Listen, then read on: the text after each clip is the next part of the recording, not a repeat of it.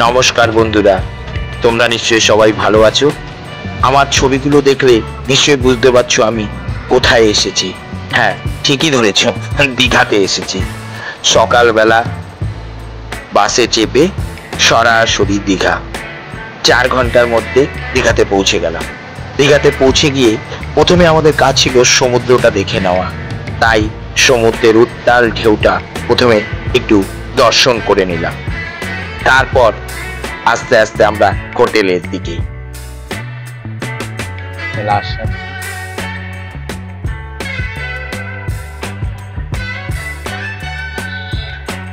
একটা ডবল বেডের room, actually এটা আপনাকে 4 বেডেও ট্রান্সফার করা যায়। এটা হচ্ছে ডাবল বেড, পাশে এই সোফা কাম বেড লাগানো আছে, আর সামনে একটা বারান্দা আছে যেখান থেকে সমস্ত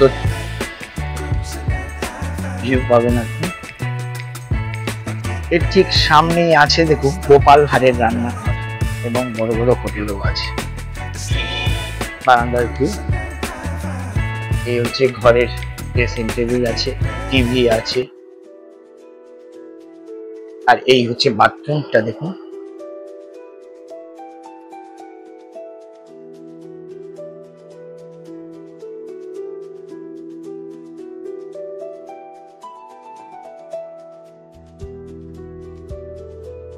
ছোট্ট একটা সুইমিং পুলের জায়গা।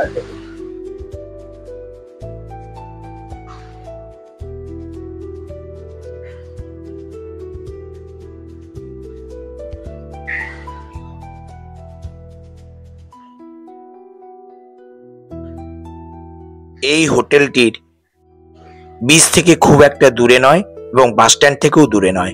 এই হোটেলের প্রত্যেকটা ঘরের ভাড়া অত্যন্ত রিজনেবল। আস্থা 2। এই হোটেলে একটা ছোট্ট সুইমিং পুল আছে, এইখানে ইচ্ছা করলে আপনি সুইমিং পুলের আনন্দ নিতে পারেন। এই সুইমিং পুলে 10টা থেকে রাত্রি 8টা অবধি খোলা থাকে, কিন্তু আমরা পৌঁছতে দেরি করি বলে সেই জন্য আমরা বিকেল 5টার সময় এই সুইমিং পুলে নেমে একটু আনন্দ করে নিলাম। এরপরে এই সুইমিং পুল থেকে উঠে আমরা মোটামুটি ড্রেস আপ করে মন্দিরের দিকে রওনা হয়েছিলাম।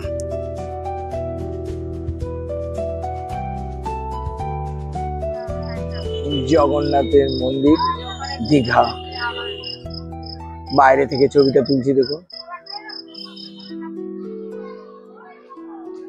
দীঘার জগন্নাথের মন্দির বা জগন্নাথ ধাম। মন্দির চত্বরের বাইরে জুতো রেখে তারপরে আপনি আস্তে আস্তে লাইন দিয়ে এই মন্দিরের ভেতরে প্রবেশ করতে হয়। আমরা অবশ্য দিনের বেলা প্রবেশ করতে পারিনি, আমরা এই সন্ধ্যাবেলা প্রবেশ করেছি। দেখুন, এইটা মূল মন্দিরের প্রবেশদ্বার।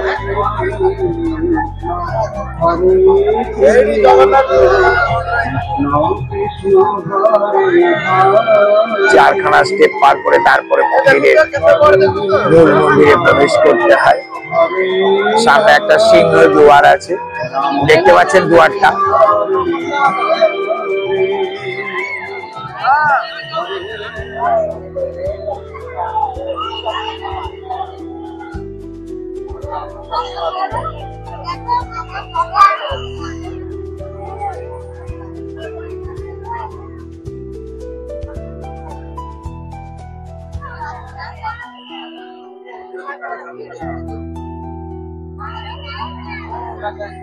শেষ পর্যন্ত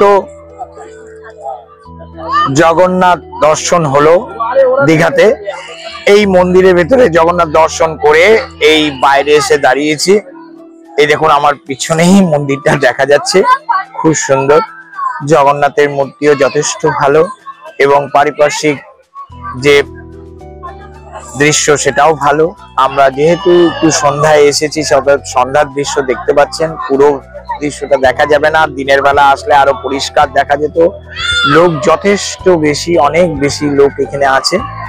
হ্যাঁ, মোটামুটি খারাপ না। ভেতরের মন্দিরে যে কারুকার্য হওয়ার কথা সেই কারুকার্যটা কিছুটা কম হলেও কিন্তু সার্বিকভাবে মন্দির অনেক সুন্দর। অনেক মানুষের মনকে টানবে মন্দির। আমরা একটা জিনিস দেখেছি, সেটা আপনাদের দেখাতে পারলাম না। মন্দিরের ভিতরে একটা রাধা কৃষ্ণের গানের ওপর একটু নৃত্যানুষ্ঠান হচ্ছিল, সেইখানে একটু দেখলাম, ভালোই লাগলো। আপনারা যদি কোনোদিন আসেন অবশ্য সন্ধ্যাবেলা আসলে দেখতে পারবেন। এইখানে নৃত্যানুষ্ঠান হয় মানে রাধা কৃষ্ণের ওপরে। যাই হোক, পুরো চত্বরটা দেখালাম। এই দেখুন পিছনে দেখতে পাবেন, এই দেখুন। ঠিক আছে, ওকে, আবার পরে দীঘার অন্য কোনো জায়গা দেখালে দেখাবো। ওখানে মন্দির দর্শন করার পরে এবং পরিবারকে নিয়ে কয়েকটি ছবি তুলে মোটামুটি হোটেলে ফিরে খাওয়া দাওয়া করে সেদিনকের মতো শেষ করলাম। পরের দিন সকালবেলা আমরা পৌঁছলাম টিফিন করতে সোনার বাংলা রেস্টুরেন্ট।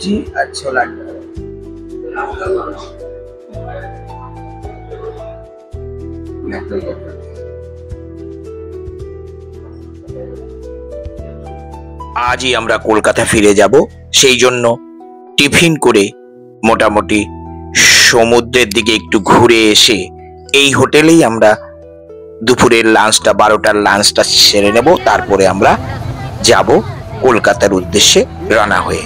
এই মুহূর্তে আমি বিচের সামনে। সমস্ত ভিডিওটা দেখলেন, ভালো লাগলে লাইক, কমেন্ট এবং শেয়ার করবেন এবং সাবস্ক্রাইব করবেন। পাশে থাকা বেল আইকন অবশ্যই দেবেন, যাতে পরবর্তী ভিডিও আপনারা দেখতে পারেন।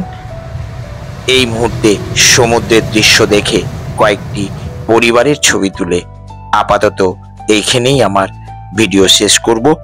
নমস্কার, সবাইকে শুভরাত্রি।